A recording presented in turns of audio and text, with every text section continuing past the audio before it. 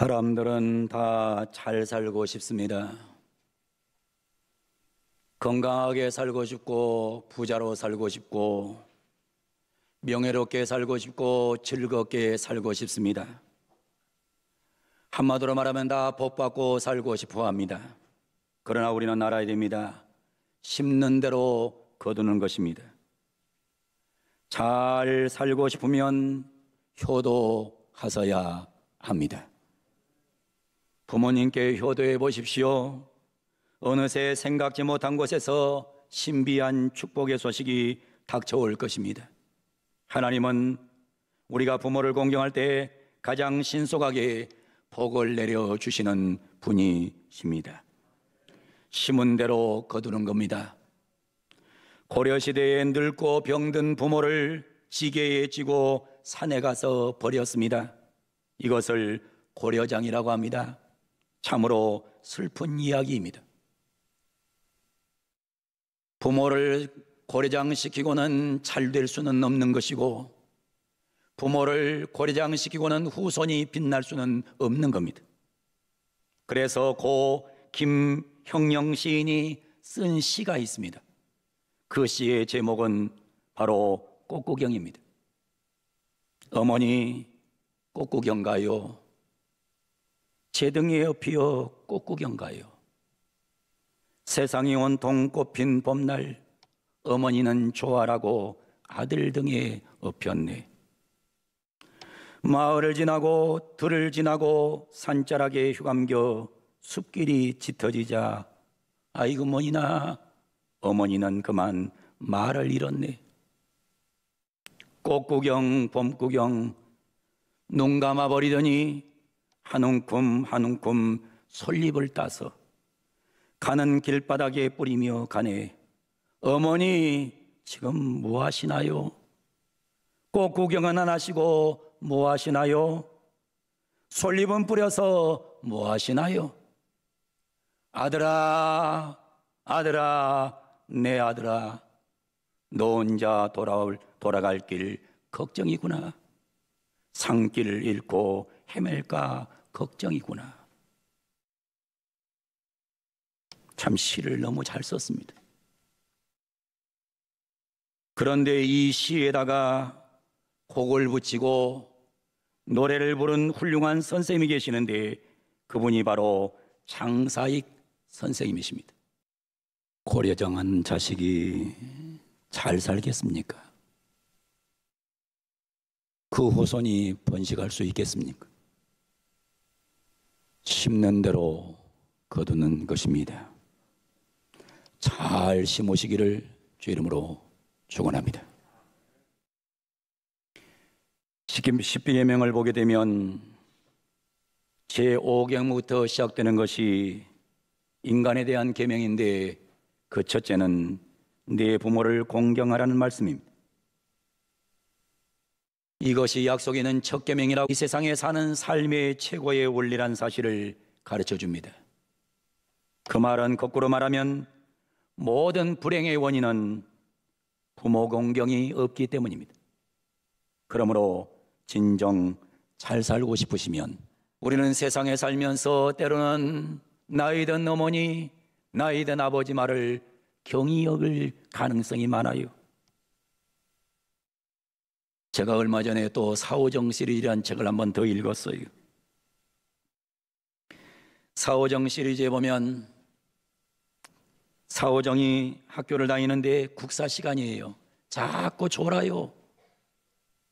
선생님이 말씀해요. 사오정, 너 왜 자꾸 졸아?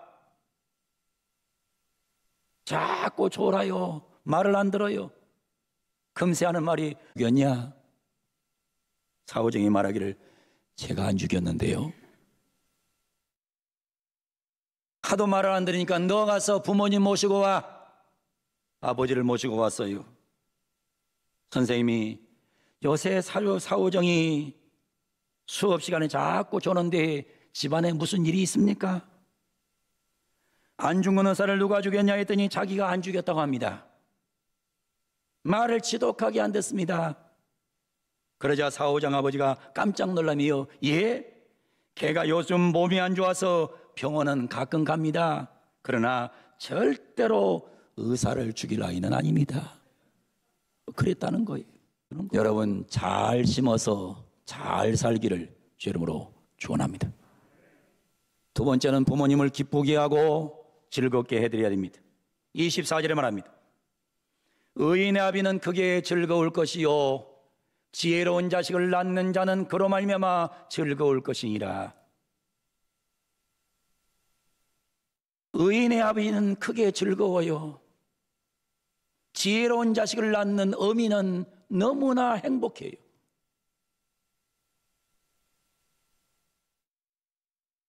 요즘 부모들은 어떻게 하면 즐겁고 어떻게 하면 기뻐할까요?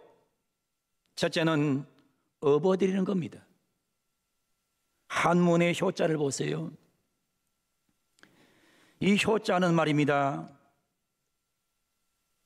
아들이 노인을 업고 있는 모습에서 나온 거예요.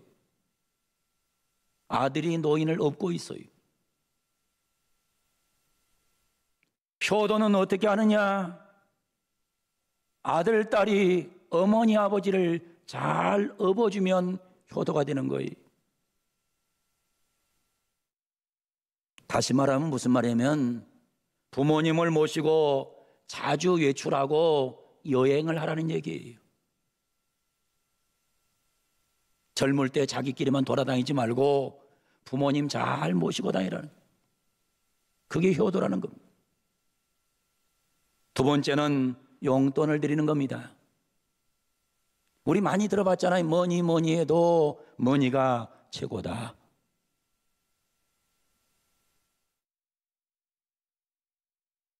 이 효도는요, 그냥 입으로만 하는 게 아니고요, 그냥 자꾸 물질을 드려야지 효도가 되는 거예요. 뭐 쓸데도 없는데 그런 생각하지 마세요. 어디다 쓸까 하는 생각도 말고 자꾸 용돈을 드려야 그게 효도가 되는 거예요. 어제도 우리 아들네가 와가지고 어버이날이라고 고기 대접해주고 또 와가지고는 아버지한테 어머니한테 따로따로 용돈 주는데 나도 기분이 좋더라고요. 돈 주는데 왜 안 좋아?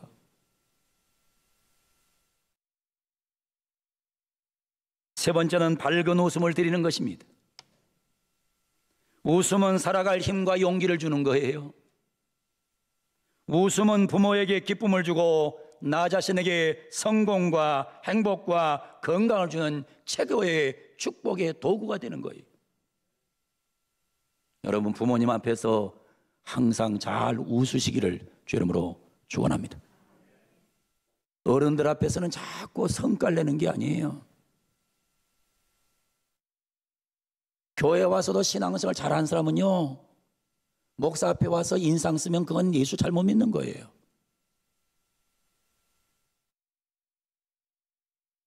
네 번째는 외로움을 달래드리는 것입니다. 나이 들면 외롭습니다. 그러므로 만남의 기회를 자주 드려야 됩니다. 손자, 손녀를 데리고 자주 만나야 돼요. 이 세상에 제일 훌륭한 사람은 부모를 모시고 사는 사람이고, 두 번째로 훌륭한 사람은 자주 부모님을 찾아뵙는 사람이고, 세 번째로 훌륭한 사람은 자주 전화를 드린 사람이라 그래요. 왜 연로하신 분들이 치매에 걸리는 줄 압니까? 자식이 너무 찾아와 주지 않고 자식과의 대화가 안 되니까 스트레스가 생겨요. 화병이 생겨요. 외로움병이 걸려요. 그게 치매병의 원인이라는 거예요. 하나님께서 그런 자식에게 복을 주겠습니까?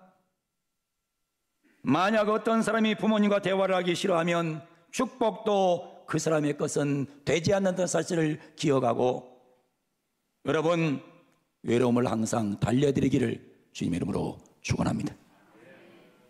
다섯 번째는 자녀들끼리 사이좋게 지내는 거예요. 돈이 많아서 부모에게 잘해드려도 형제끼리 싸우면 부모는 행복하지 않아요.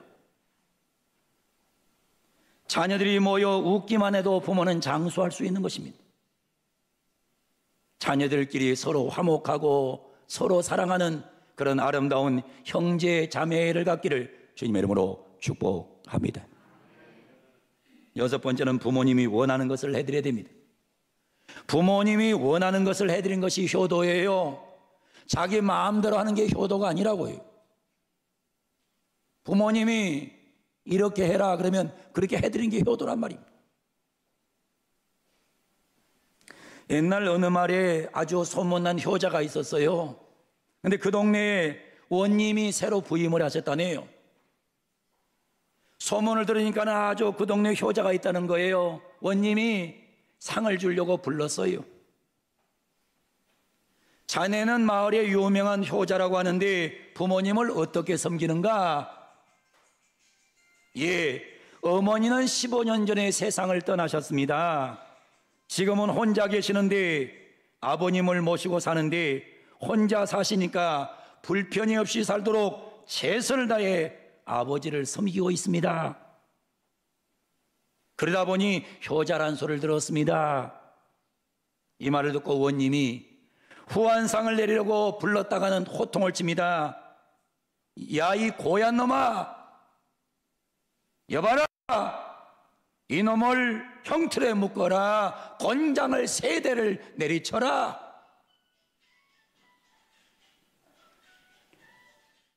그러면서 말합니다. 저는 마누라와 살면서 아버지는 15년 동안 혼자 사는데 아버지 장가도 보내주지 않는 그런 놈이 무슨 효자란 말이냐? 결국 효자는 권장 3대 먹고 집에 갔어요. 집에 가가지고 아버지에게 자초지종을 말씀을 드렸어요. 그랬더니 아버지 하는 말, 이번에는 원님이 제대로 오셨구나, 그러더라는 거예요. 15년 동안 아버지 혼자 살게 해놓고 뭔 효도를 했다는. 그러니까 부모가 원하는 것을 해드려야 효도가 된다는 거예요. 7번째는 자녀가 건강해야 됩니다. 자녀가 건강을 잃으면 부모에게는 큰 불효가 되는 겁니다. 부모보다 먼저 죽으면 가장 불효가 되는 거예요. 자녀가 몸과 마음을 건강하게 잘 관리하는 것, 그것이 효도입니다. 여러분 집에서 아이들이 건강하게 자라주면 그 효도하는 거예요. 내 아들, 내 딸이, 손자, 손녀가 만날 아프면 그건 불효 자식이에요. 건강관리 잘하기를 주님의 이름으로 축복합니다. 마지막으로는 바르고 지혜롭게 살아야 됩니다. 오늘 성경 24절에 말합니다.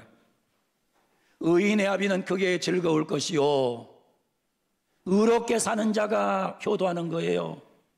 지혜로운 자식을 낳는 자는 그로 말미암아 즐거울 것이라. 지혜로운 아들, 딸이 돼야 어미가 즐거운 거예요. 만날 자식이 다니면서 죄나 짓고 다니고 만날 어리석게 살면 부모는 속이 터지는 거예요. 여러분, 하나님 말씀에 따라서 의롭게 지혜롭게 살아서 효자 되기를, 효녀 되기를 주 이름으로 축원합니다. 지혜로운 사람은, 의로운 사람은 하나님을 잘 섬기게 되어 있어요. 예수 믿는 부모에게 가장 큰 소원이 있으면 뭐예요?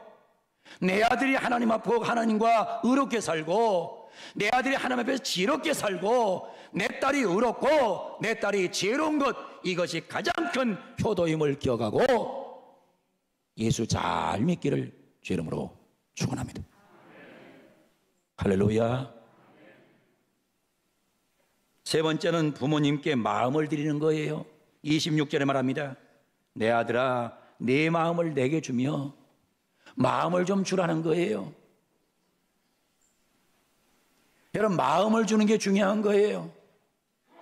어떤 집안에 보면 큰아들이 있고 둘째 아들이 있어요. 큰아들은 가만히 보면 망나니 노릇을 내요.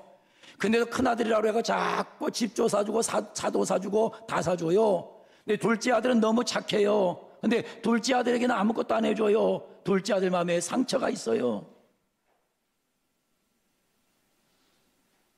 여러분, 그래도 뭐 하셔야 되느냐? 그래도 하나님 앞에서 부모를 잘 섬기면 하나님이 둘째에게 하늘의 복과 땅의 복을 주십니다. 외국 학자들이 책을 썼는데 그 책에 보니까 이런 말이 있어요.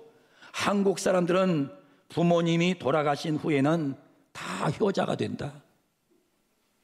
한국 사람들 참 이상하다. 한국 사람 이상하대요. 외국 사람들이 볼 때 살아있을 때는 불효자인데 세상만 떠나면 효자가 되더라는 거예요. 그러면서 이 책에 이런 말이 나와요. 명절 때가 되면 교통이 빡빡 막혀도 성묘 간다고 간다는 거예요. 여러분, 성묘를 가서 뭐 할 거예요? 세상 떠나기 전에 성묘 갈 시간이 있으면 세상 떠나기 전에 부모를 한 번 더 찾아보는 게 그게 효도지. 세상 떠나고 나서 가서 무덤 앞에 가서 10번, 1000번, 10,000번 가면 이게 무슨 효도가 될 거예요? 여러분, 진짜 기독교적인 효도를 하기를 주의 이름으로 축원합니다. 한국 사람들 참 이상하다. 세상 떠나면 부모에게 효도한다고 제사상을 차리는데 살아계실 때는 10,000원짜리 음식도 안 사준 사람이 죽고 나면 몇십만 원짜리 상을 차리더라는 거예요. 야, 이상하다는 거예요. 1년에 한 번도 아니고 어떤 사람이 10번을 상을 차리더라는 거예요.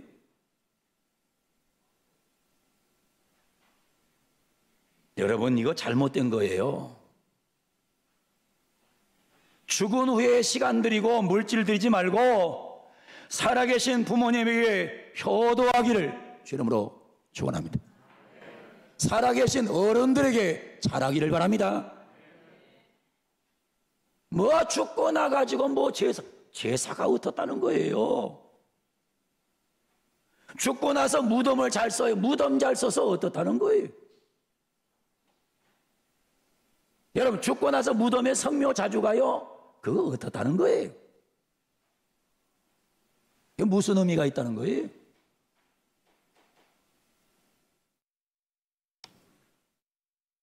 저는 제 어머니 아버지가 살아계실 때에 난 한 번이라도 더 가보려고 그랬어요.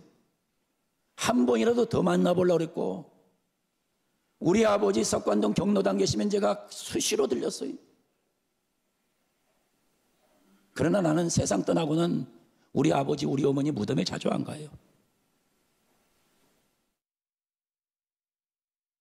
가지 말라는 얘기가 아니에요. 가세요. 무덤에도 가세요.